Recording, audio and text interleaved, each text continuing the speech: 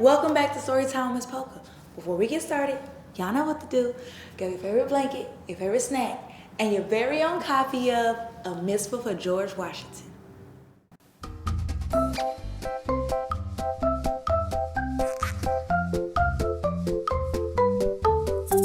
Hello friends, today we'll be reading A Mitzvah for George Washington, written by Rachelle Burk and illustrated by Shiara Fidel. Newport, Rhode Island buzzed with excitement. In a few days, the town would welcome a special visitor, President George Washington. Bella paced impatiently. Papa, we need to prepare. Her father glanced up from his quill. I am preparing, my dear. In many parts of the world, Jewish families like ours aren't free to practice our religion. But thanks to our president, here in America, we can pray and celebrate our holidays without fear. So I'm writing a letter to the president thanking him for being a guiding light to religious freedom. Bella's eyes grew wide. A guiding light? My friends and I must think of a big way to thank him too. Papa smiled and patted her hand. That's a wonderful idea. Showing gratitude is a mitzvah. Bella and her sister Abigail rounded up the children whose family prayed at their synagogue. They made signs that read, "Welcome and thank you," in Hebrew and English, singing as they worked, "President Washington will surely be pleased." On August 17, 1790, the big day finally arrived. A crowd gathered as the Hancock sailed into Newport Harbor. Dong, dong! Bells rang throughout the town. Boom, boom! Cannons fired salutes.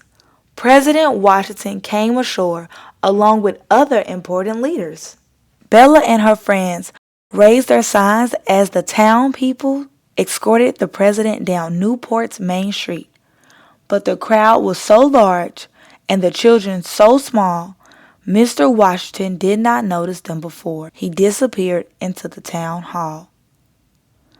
I don't think he saw our signs, said one of the children. Bella agreed. We must find some other way to show our thanks. Together, they thought of the perfect gift for a president who was a guiding light. All afternoon, the children worked, dipping cotton wicks into a kettle of melting beeswax. Dip and hang, dip and hang. They sang as they worked.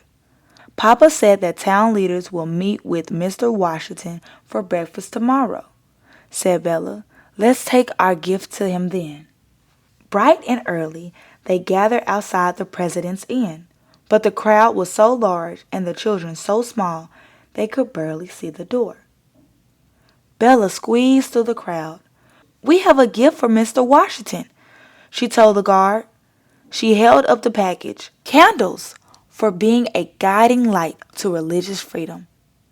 Ah, a perfect gift, said the guard. But only town leaders are allowed inside. Perhaps you can give it to him as he leaves? Disappointed, the friends crouched beneath a window where they could hear bits of the speeches.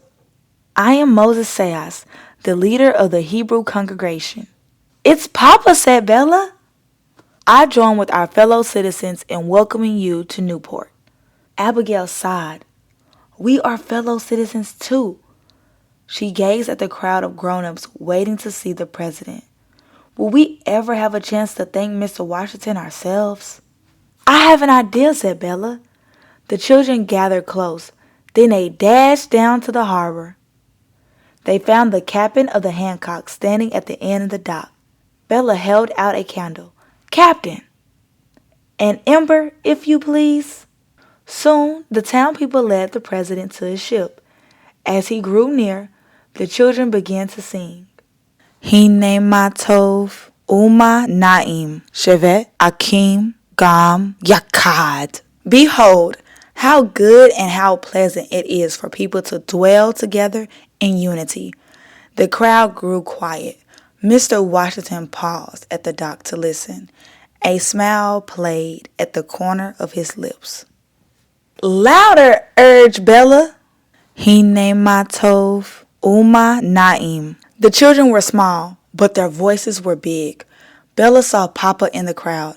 his eyes beaming with pride. President Washington waved to them and nodded his thanks. Boom, boom. With a final cannon salute, the president left Newport. As the ship sailed out of the harbor, the voices of the children could still be heard. Above their heads, their candles flickered like beacons of hope. Friends, wasn't that book so inspiring? People paved the way for us to have the world that we live in today. And although it's not perfect, I love living in a world with you in it.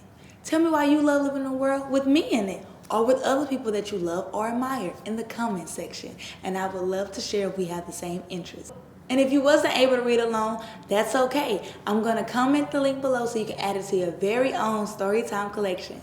Bye, friends. Hello, friends. Miss Poka has a very special announcement.